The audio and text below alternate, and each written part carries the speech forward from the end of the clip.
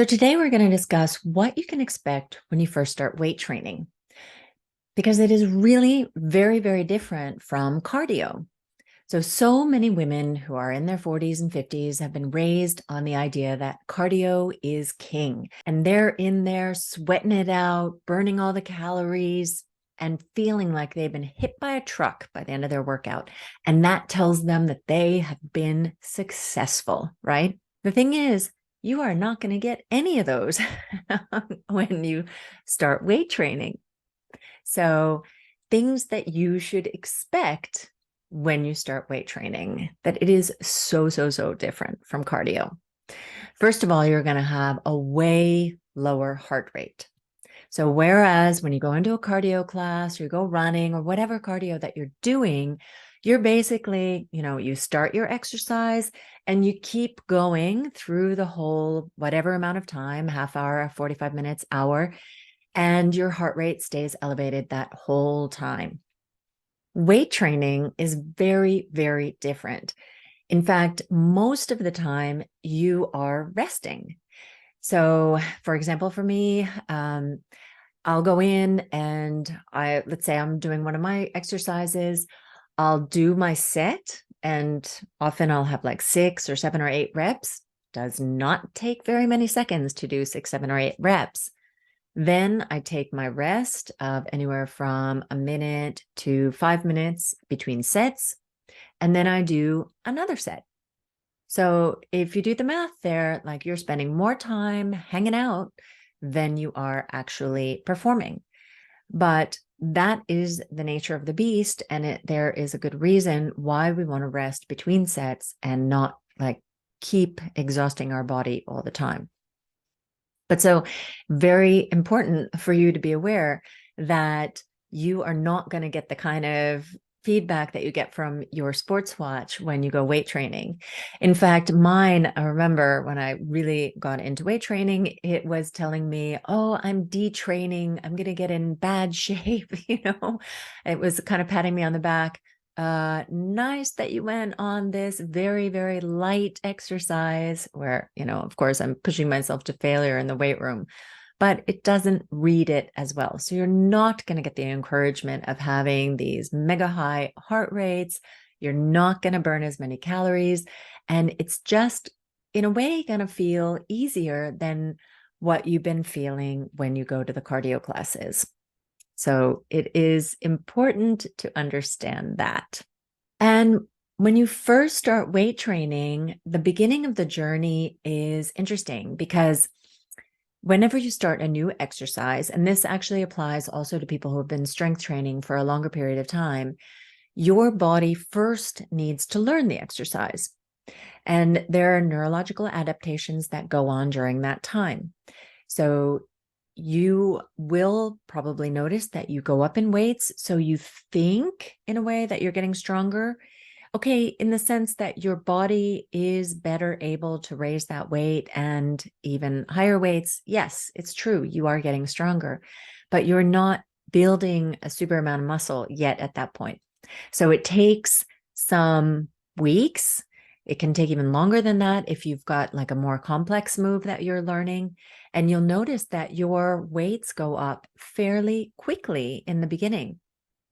And then you'll reach a point where, okay, neurological adaptations are maybe like calming down and your muscles are really starting to be stimulated, and the increase in weights will be less.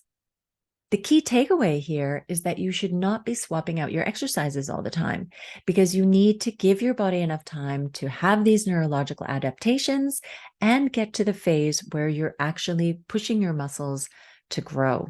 For example, I recommend doing the same exact program for at least 12 weeks. Myself, I will do them even longer. And if I have clients who haven't been exercising so consistently, I'll encourage them to keep doing it longer, because you want to actually get to the point where the exercise is helping you to develop your muscle. If you've just gotten there and then you swap out your exercise, you're kind of starting from scratch again. In addition, in the beginning, you're going to be learning, how your body works. And there might be some exercises that feel more or less comfortable for you. And especially when you're at this age, so I'm 51, they have pre-existing injuries. So you need to look at, so what is actually something that you can do for your body and learning what works for your body. And in the beginning, you'll also discover where you're stronger and where you're weaker. And that's also an exciting part of the learning process. You may notice that you have very, very light weights on certain muscle groups and then heavier weights on the others. And in the beginning, you really want to be very, very patient.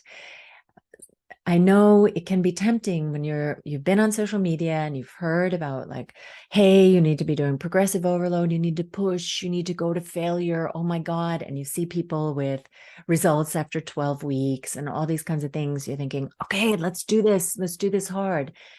But that's when you risk injuring yourself. It is better to just do slow and steady, progressing up, up, up. You will have situations where it may feel really easy when you're doing that exercise, or maybe a little bit too easy. This we're talking about when you're doing new exercises or just starting out. And then you'll notice the next day that, oh my God, yeah, okay, I'm really sore, or I overdid it. So you don't want to really get to that point. You want to be able to control your soreness. And so slowly but surely increasing your reps and then increasing your weights, applying progressive overload, and always being super, super picky about your form is important. Yeah. And one more thing to point out, which one of my clients recently said, that, Lynn, you need to tell people that the first few times they go to the gym, it's really going to take a long time. And that is true. It takes longer. Even if your workout is designed to be something that you can accomplish in, let's say, 45 minutes or an hour, the first time you go there, it's going to take longer because you're going to need to find the machines.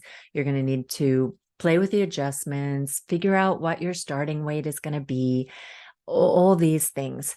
So you need to set aside enough time for that first visit that you don't get frustrated about that. So once this learning phase is over, then you get to really start to weight train.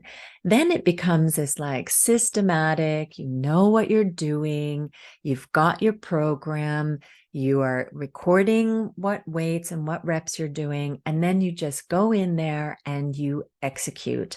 You kind of get into this groove of doing those exercises, and that feels really good. Then when you've been doing that long enough, you finally get to the really rewarding part, which is when your results start to show. And muscle building is a slow process. So those of you who are worried about, oh my God, I'm going to get bulky, it is really a slow process, especially if you're in perimenopause or menopause where your estrogen levels are starting to drop or have really dropped. That is the hormone that helps us to maintain and build muscle. And so it is just a slower process. Though this is very individual. And if you are lucky enough to be listening to this and you're not yet in perimenopause, then, oh my God, by all means, zip into the weight room and start working on your muscles now, because it's just going to be so much easier and faster than later in life. But there are definitely individual differences in there. So once you've gotten into the groove of weight training, that's when it really starts to be fun. And after a certain period of time, let's say 3 months, maybe a little bit longer, you can start swapping out exercises. I'm personally a believer in not swapping everything out at once. And that has to do with that learning that you have at the beginning of starting a new exercise. So try to keep some of the ones that you've had and then swap in some of them.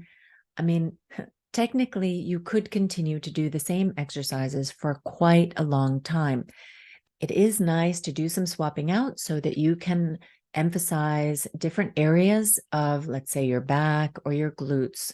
At least most of my clients are trying to get in and out quite quickly. We're not bodybuilding, not competitors. So really more about general fitness. And so it's good to swap some out.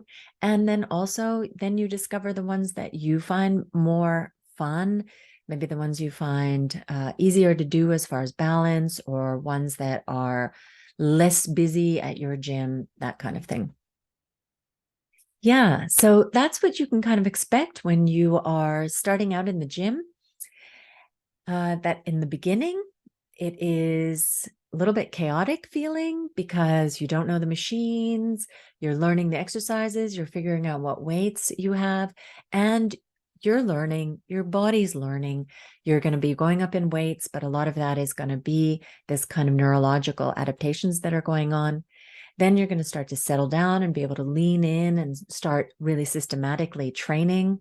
And then when you start to feel really comfortable, you get into this great groove where you're training consistently, seeing results, and being able to swap in exercises every now and again to kind of keep things interesting and emphasize a little bit different areas of your body.